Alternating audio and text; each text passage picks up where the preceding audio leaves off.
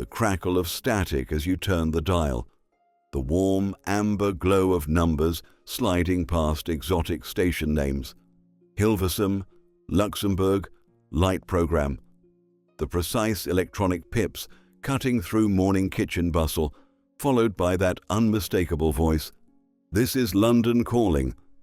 If you remember tuning that wireless through waves of interference to find your favorite station, you already know the magic we've lost. Radio wasn't just background noise, it was the soundtrack to British life, the invisible thread connecting millions of homes across the nation. Every family gathered around the same voices, shared the same moments, laughed at the same jokes broadcast from that glowing wooden box in the corner. Radio created a Britain of the imagination, where voices mattered more than faces, where intimacy traveled through airwaves, where the whole country could feel like one enormous family sharing secrets across the frequencies. Stay till the end. One of these forgotten sounds might transport you right back to your childhood kitchen, complete with the smell of Sunday roast and the comfort of knowing exactly where you belonged in the world. Unwavering. Then that voice, measured, serious, absolutely certain of its own importance. This is London calling. Here is the news, read by. In the 1960s and 70s, these sounds didn't just mark time, they commanded it, stopping conversations mid-sentence and drawing families into reverent attention. The BBC pips weren't just time signals, they were the heartbeat of the nation. Generated by the Greenwich Observatory and broadcast with scientific precision, they represented everything the BBC stood for: accuracy, authority, and the unshakable belief that proper information, properly delivered, could civilize the world. When those pips sounded, you checked your watch, adjusted your day, synchronized your life with the rest of Britain. But it was the phrase that followed that really mattered. This is London calling carried the weight of empire, the confidence of a nation that still believed its voice should matter to the world. Not, this is the BBC or this is Britain. This was London, the center of everything, calling out to anyone listening, anywhere, everywhere. The newsreaders became household names not for their personalities, but for their reliability. Richard Baker, Kenneth Kendall, Robert Dougal. Voices you could trust completely. Men who would never let emotion creep into their delivery, never suggest that the news was anything other than sacred truth delivered with proper pronunciation and absolute authority. Children learned to recognize the gravity in those opening moments. Adult conversations stopped. The wireless commanded respect that modern media can barely imagine. When London called, Britain answered, creating a shared national moment that happened multiple times every single day. The trust was absolute, the authority unquestioned. In an era of infinite information sources and constant skepticism, that daily ritual of collective attention to a single, trusted voice seems almost impossibly quaint. The cheerful melody bounced through morning kitchens like sunshine through net curtains, instantly recognizable to any woman manning the wireless while managing endless domestic duties. Housewives' Choice wasn't just a radio program, it was a lifeline connecting isolated women across the country, transforming solitary household drudgery into a shared national experience. Picture it, 1962, somewhere in suburban Britain. The breakfast dishes cleared, children dispatched to school, husband vanished to his office. The house falls silent except for the comforting crackle of the light program. Then that familiar tune begins, and suddenly you're not alone anymore. You're part of an invisible community of women, all tuning in at exactly the same moment, all finding companionship in carefully chosen music and heartfelt dedications. This one goes to Maureen in Stockport from her loving husband Derek, who wants her to know he's thinking of her while he's away on business. The announcer's voice carried genuine warmth as he read these intimate messages, transforming the BBC into Britain's most respectable Cupid. Women would plan their morning routines around these dedications, secretly hoping to hear their own names floating through the ether. The music selection revealed the program's understanding of its audience. Familiar melodies that wouldn't challenge, romantic songs that stirred memories, cheerful tunes that brightened monotonous mornings. Nothing too modern, nothing too demanding, everything perfectly calibrated to accompany ironing, washing up, and the 1,000 small tasks that filled women's days. But the real magic lay in the dedications themselves. Ordinary people could become part of the program, their private feelings broadcast across the nation, love letters read aloud, anniversary wishes shared with strangers, proof that somewhere someone cared enough to reach out across the airwaves and say your name. For 30 minutes each morning, Housewife's Choice transformed domestic isolation into national connection, making every listener feel seen, heard, and valued in ways that seem almost revolutionary today. Dogger, Fisher, German Bight, southwest gale 8 to storm 10, veering west, severe gale 9 to violent storm 11. Rain, then squally showers. Poor, becoming moderate. To mariners, these were vital warnings. To everyone else, they became Britain's strangest lullaby, a nightly poem of places that existed more in imagination than reality. The shipping forecast occupied a peculiar place in British broadcasting, utterly practical yet mysteriously poetic, essential for some yet beloved by millions who'd never set foot on a boat larger than a pedalo. Broadcast at precise times with religious regularity, it created a ritual that transcended its maritime purpose, becoming something close to national meditation. The names themselves held magic: Rockall, Malin, Hebrides, Bailey, Fair Isle, Faeroes, southeast Iceland.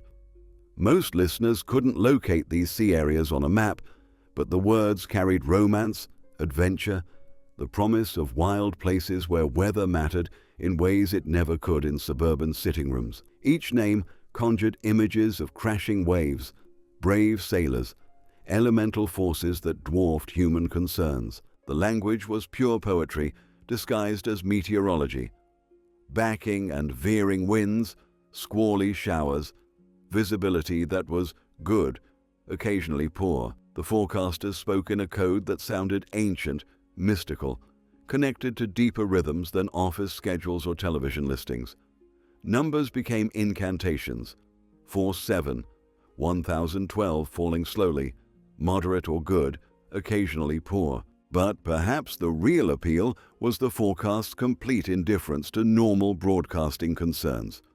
No attempt to entertain, no concession to popular taste, no acknowledgement that most listeners had no practical need for gale warnings in Biscay. It existed purely for its own purpose, with the integrity that felt increasingly rare. Late-night listeners would drift off to these maritime mysteries, comforted by the certainty that somewhere professionals were monitoring forces beyond human control, keeping watch while the rest of Britain slept safely in beds, far from any gale. The klaxon sounded for lunch break, and suddenly the factory canteen transformed into a makeshift radio studio. Workers' playtime brought live entertainment directly to Britain's industrial heartland, turning ordinary working people into audiences, and occasionally stars, for 30 minutes of genuine variety show magic broadcast across the nation. Picture the scene. Coventry, 1965. The BBC's mobile broadcasting unit pulls up outside a massive engineering works. Technicians string cables through canteen windows while workers gulp down sandwiches and eye the microphones with mixture of excitement and terror. The red light flashes, the signature tune plays, and suddenly these oil-stained, overall-wearing men and women become part of the national conversation. The format was beautifully democratic.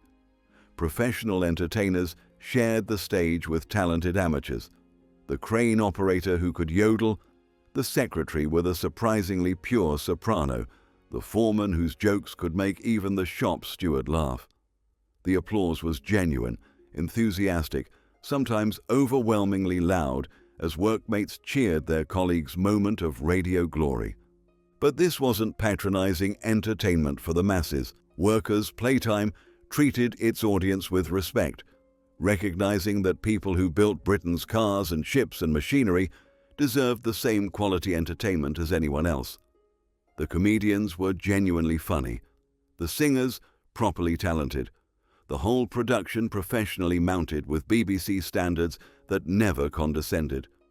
The program created moments of pure magic, when a shy machinist would step up to the microphone and reveal a voice that could silence an entire canteen, when factory humor translated perfectly to radio, when the boundaries between performer and audience dissolved in shared laughter and appreciation. For half an hour, the industrial noise stopped, the class distinctions blurred, and Britain's working people became the stars of their own show, broadcast with the same care and attention usually reserved for concert halls and West End theatres. This is Radio Caroline, your all-day music station.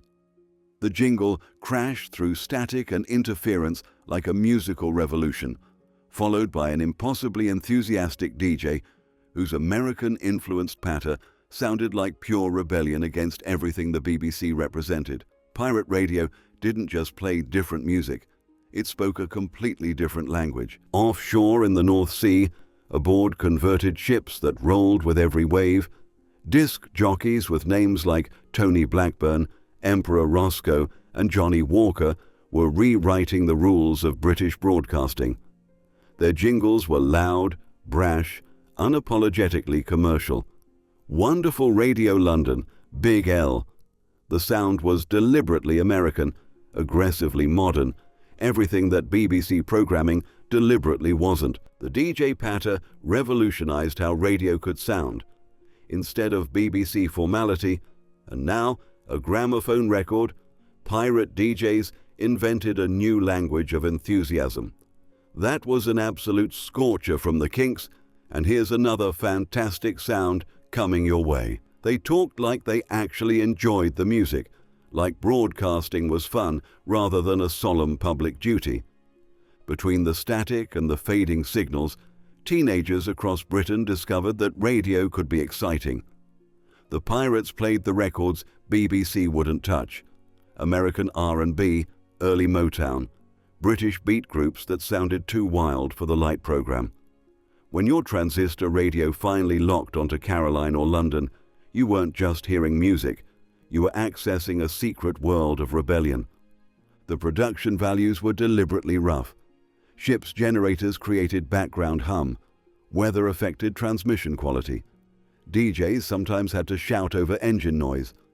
But that imperfection made it feel real, immediate, dangerous in ways that BBC's polished studios never could. When the Marine Broadcasting Offences Act finally shut down the pirates in 1967, something irreplaceable was lost.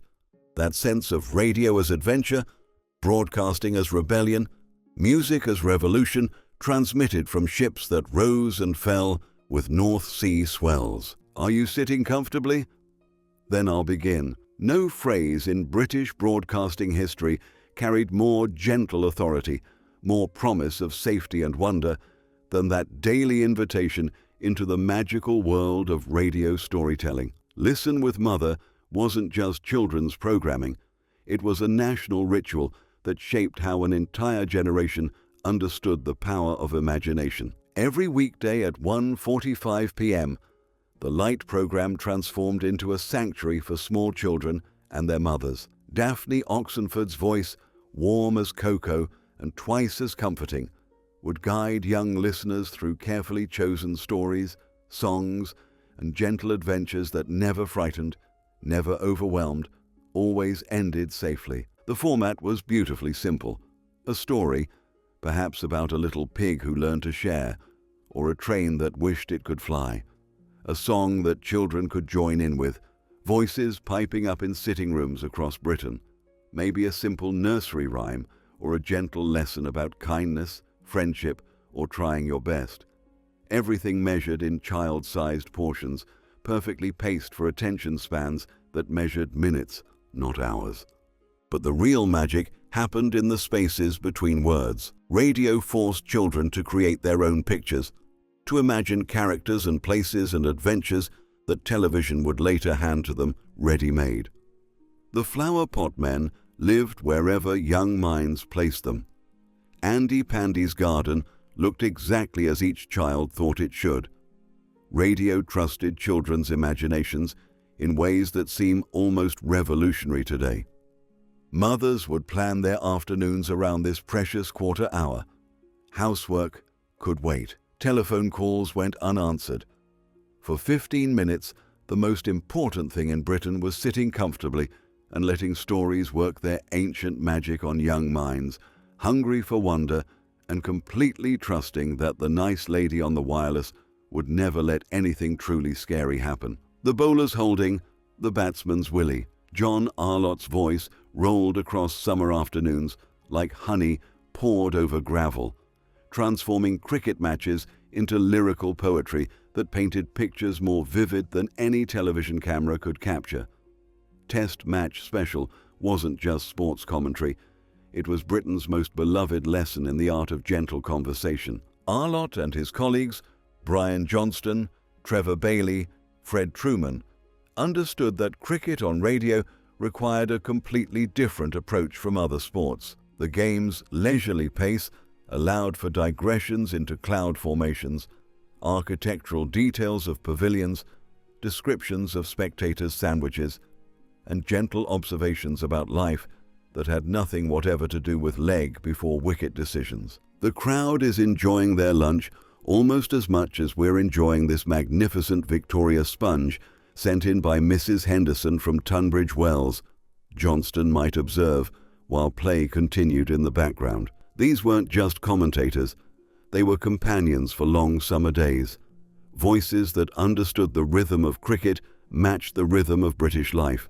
Unhurried, civilized, punctuated by moments of genuine excitement. The language was pure poetry.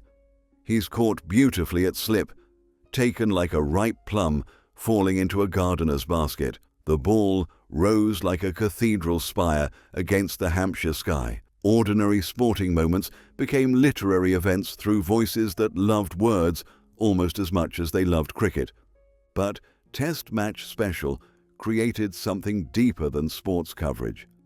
It was a summer soundtrack for Britain, drifting from car radios during family holidays, accompanying gardening and afternoon naps, creating a gentle national conversation that lasted from April through September. Grandfathers shared it with grandsons.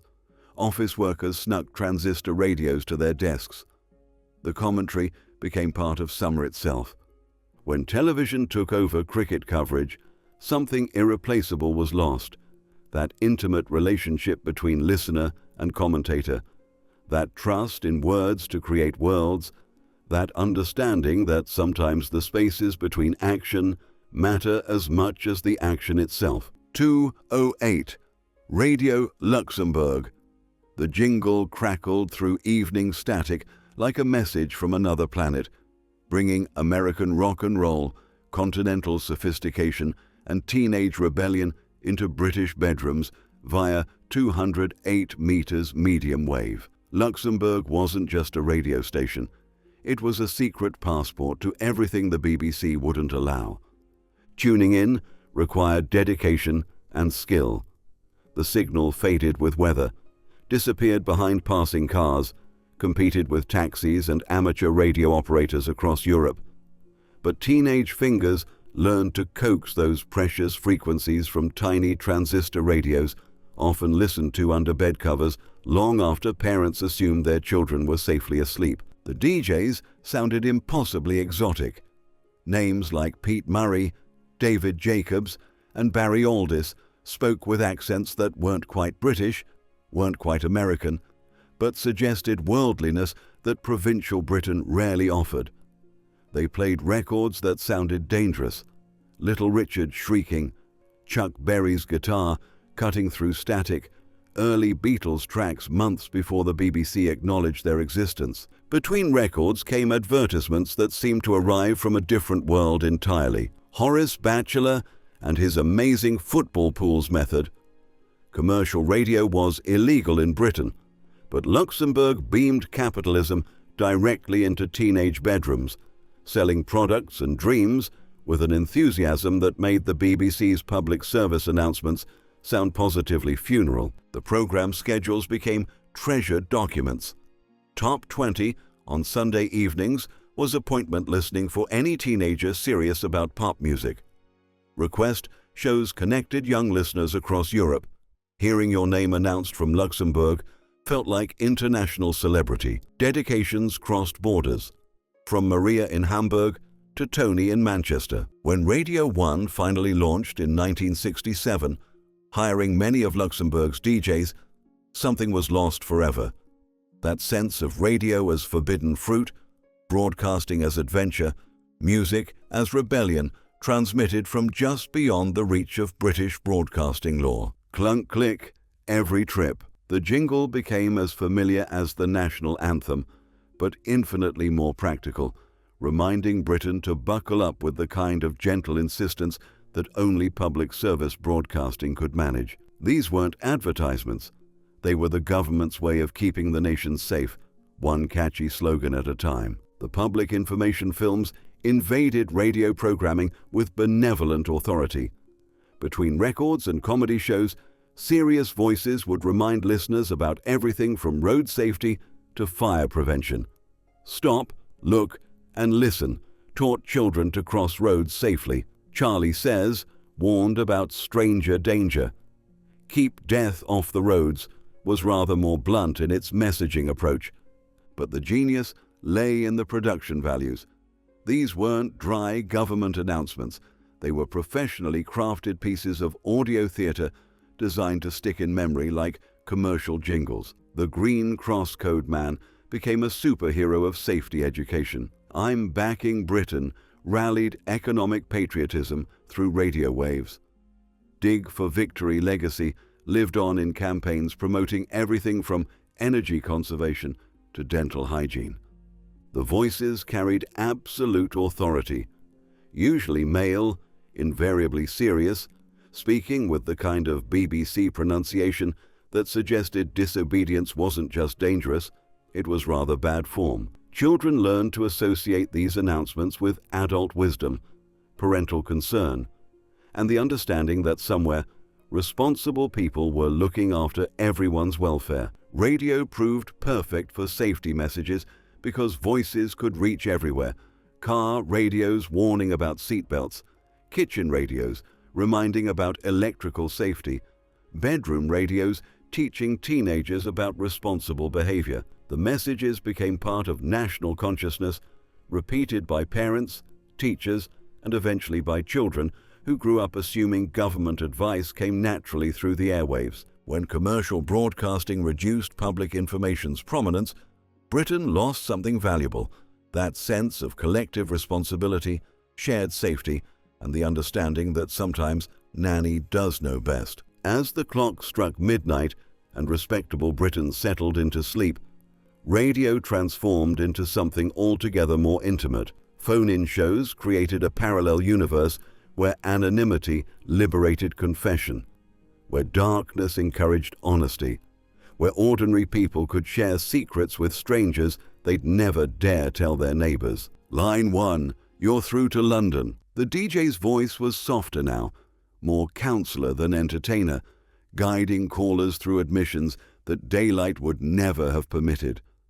Married women confessing affairs, men admitting depression, teenagers sharing fears about everything from sexuality to career choices. Radio became the nation's confessional booth. The format was simple but revolutionary. A telephone number, a sympathetic voice, the promise of anonymity, no video cameras, no studio audiences, no judgment. Just the intimacy of voice connecting across invisible wires to share humanity's messiest complications. Janet from Newcastle could admit what Janet from Newcastle's real life would never allow. Shows like Nightline and later programs hosted by people like Anna Rayburn created safe spaces for conversations British society rarely permitted elsewhere. Mental health wasn't discussed in polite company. but it could be explored in radio's protective darkness. Relationship problems weren't suitable dinner party topics, but they became legitimate radio content when filtered through midnight anonymity. The callers revealed Britain's hidden emotional landscape. Behind suburban respectability lurked loneliness, anxiety, confusion, and pain that proper daytime discourse never acknowledged. Radio's invisibility became its greatest strength. People could be vulnerable without being seen, honest without being identified, human without being judged. DJs developed therapeutic skills that went far beyond entertainment. They learned to listen, to guide, to comfort without preaching. Some became unofficial counselors to a nation struggling with issues that psychiatry couldn't reach and religion couldn't touch. When phone-ins moved to television, something precious was lost. That protective darkness, that perfect anonymity, that understanding that sometimes the most important conversations happen between strangers who will never meet. These sounds weren't just programming, they were the acoustic architecture of a nation. Radio created a Britain of the imagination that was more intimate than anything television achieved. Everyone heard the same pips, shared the same shipping forecast poetry, trusted the same voices to paint pictures with words alone. We've lost that collaboration between speaker and listener, that shared national experience where voices mattered more than faces. Radio demanded imagination, trusted listeners to create their own worlds from carefully chosen sounds crackling through the ether. If any of these forgotten sounds stirred a memory, the comfort of Listen with Mother, or the rebellion of pirate radio under the bedcovers, then you've touched something precious we're losing. Share your radio memories below and subscribe to keep these voices alive, because sometimes the most powerful communication happens when you close your eyes and let imagination